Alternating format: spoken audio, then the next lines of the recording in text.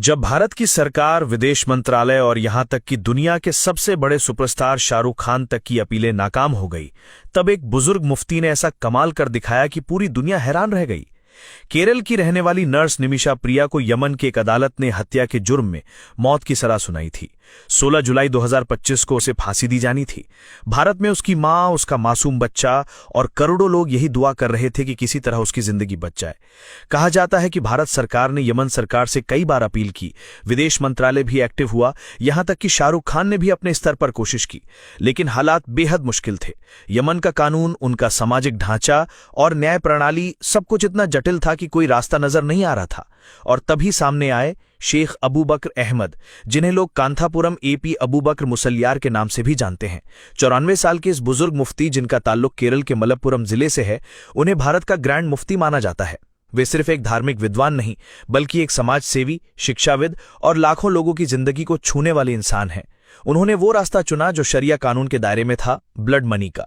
Yemen के कानून के मुताबिक अगर किसी मर्डर केस में मृतक के परिवार को पैसे दिए जाएं और वो माफ कर दे, तो फांसी की सजा टाली जा सकती है।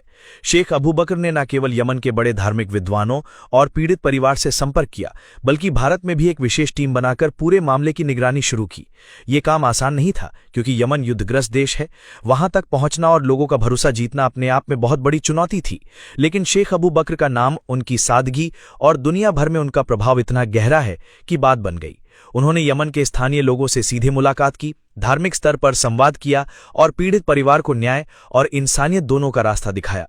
उनकी कोशिशें रंग लाई। 16 जुलाई 2025 की वो तारीख, जिसे निमिषा की मौत का दिन कहा जा रहा था, अब जिंदगी का दिन बन गई। फांसी टाल दी गई। सोशल मीडिया पर लोगों ने शेख अबू बकर को फरिश्ता कहा, मसीहा कहा और कईयों की आंखों में आंसू थे। एक मां की बेटी बच गई, एक बच्चे की मां बच गई।